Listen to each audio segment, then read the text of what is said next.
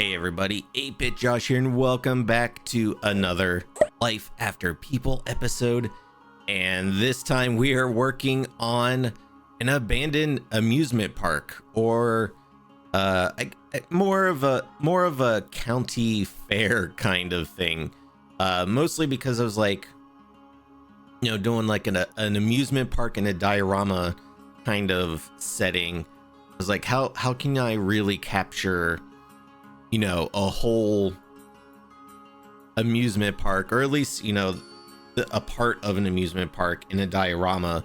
And then I was like, you know what, maybe I could make it more like a carnival county fair kind of thing, because those are, at least when I think of like a local kind of small town fair, they're usually a little bit more rustic. Usually not a lot of buildings, more like tents and things that can be put up and taken down real quick. So that's why I called this a county fair. But yeah, so this is Planet Zoo. There are no carnival or amusement park rides in Planet Zoo, so I had to make my own. And when I was trying to think of like what rides did I want to showcase? Did I want to do one ride? Did I want two? How many? And, the first thing I thought of was a Ferris wheel, because that is a pretty iconic, whether it's a fair or a large amusement park. All of those places have a Ferris wheel, right? It's a pretty iconic, piece that you see when you're, sometimes anywhere where you are in the park or in the fair. You can always see it off in the distance when you're like driving up. It's because it's just tall. A lot of times, some of them are pretty small, but I kind of think of like the kind of Ferris wheels that are kind of on the bigger side. So when I was making it, the first challenge was, okay, well, what pieces am I going to use to make a friggin' Ferris wheel? And for the main supports, I actually used one of the planters, and I thought of that because in my kind of ruined Golden Gate Bridge episode, which you should watch because that is my favorite episode. Well, it's my favorite Planet Zoo build I've ever made. I used those same pieces to build the Golden Gate Bridge because they're flexi color, they're metal. So they work really well for that. And then through the course of this series, I had kind of come up with a really nice kind of rusted color. So that's what I did with the supports. And then I used for the, kind of main, the round part of the Ferris wheel, I used the rusted metal pieces from the Australia pack DLC. Because those pieces are just awesome and work super well for like a like old kind of abandoned piece, whatever you may want to do. Honestly, the hardest part of making this Ferris wheel was the actual like car piece, or whatever you call it, the part where you actually sit in it. I wasn't really sure, because sometimes those can be round, sometimes they're kind of rectangular. You have the kind where it's really just like a seat and like your legs kind of hang off the side. I wasn't really sure what type I wanted to do, and then I was like, I'm just gonna make it like more of like a classic round Ferris wheel kind of car.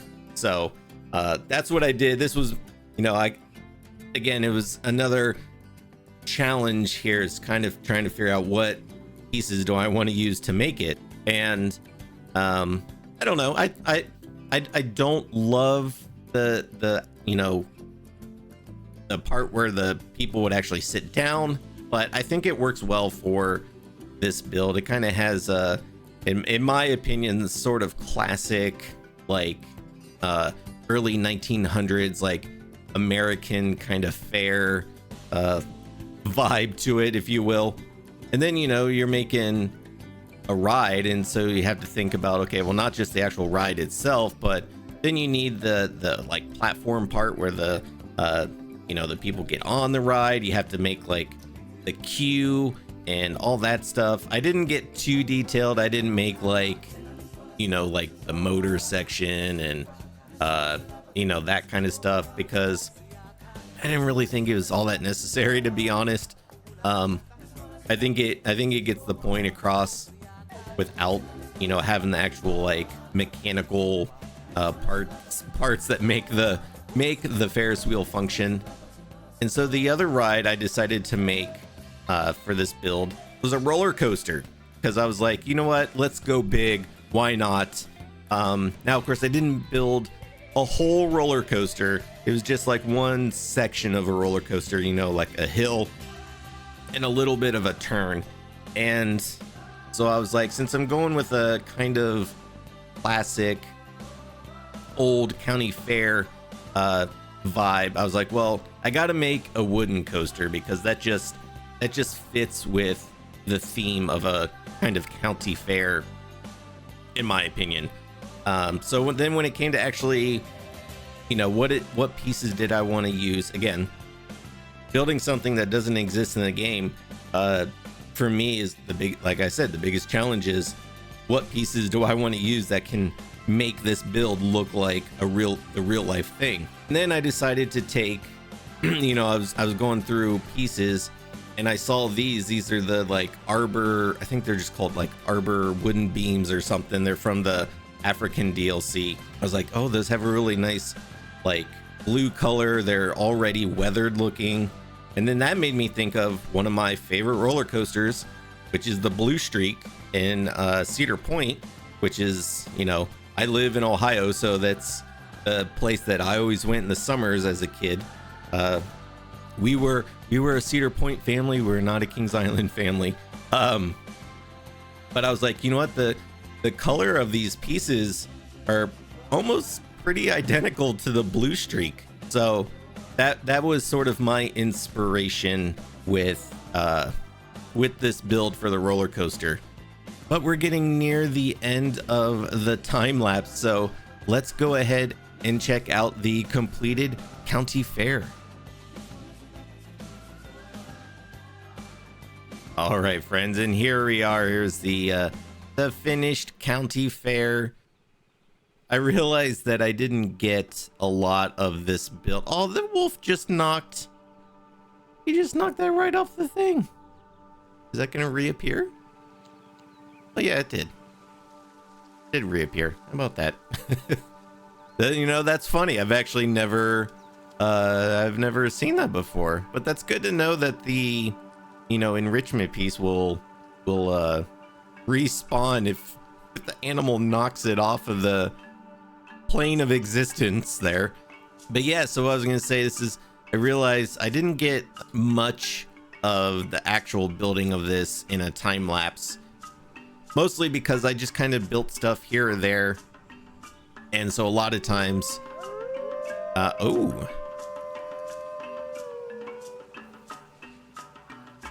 yeah, oh, it's howling time. But I realized, like I was building things kind of here and there, and I didn't want to like record like a 10-minute snippet here and 10-minute there, whatever. So a lot of the actual building was not captured. Why are they howling so much? Okay, I had to turn the sound down because I don't know why they're howling like crazy. But yeah, so this is the county fair, and I love this entrance. I did I kind of did a little sneak peek in our Discord and on Twitter, kind of from this angle, which I think is really cool angle. But yeah, so here's the Ferris wheel. You can see it's got a lot more detail to it now. I added like like the random like foliage kind of growing off of it. Some of the car pieces, I kind of made them like some of them look like they're about to fall off. This one did fall off. Try to make it look weathered. Here's the queue. I thought like, oh, maybe there would be like a like little like flower, kind of nice little display there as you're waiting in line. So that obviously that's all old and overgrown with some, you know, random plants. We've got like the lights here, which some of them, like this one, is completely overgrown. This one's got a little bit of stuff on it. And again, this technique of making like kind of crumbled cement, or, you know, in some of the builds I did like, you know, like pavement. I love doing this. I've never seen anybody else do this before I started this series, so it's always cool when you can kind of make your own new technique that's never been done in a game before. And then here's the roller coaster. I mentioned in the time lapse that this was inspired by the blue streak at Cedar Point, so I added, even though this isn't a chain lift hill, I added the blue streak has like this little kind of, I don't even know what you call it, kind of like little roof covering thing at the top of the hill, so I added that as well. Also some like random foliage and plants and things growing off of it, because obviously this is very old, a lot of time has passed. And then as I was, you know, building, you know, I was kind of thinking like, well, what are some other things that like a county fair would have? And I was like, well, obviously they're gonna have like different like vendors, and they have games, obviously. So I did this like little ring toss game, which the plushie pieces came in handy here to, you know, kind of make like an old like little that has like, you know, you've seen the old like carnival games, they have you know, if they're selling plushies, they just have them everywhere. So we've got like a bunch on the back wall, some on the pillar there, a bunch that have fallen on the ground.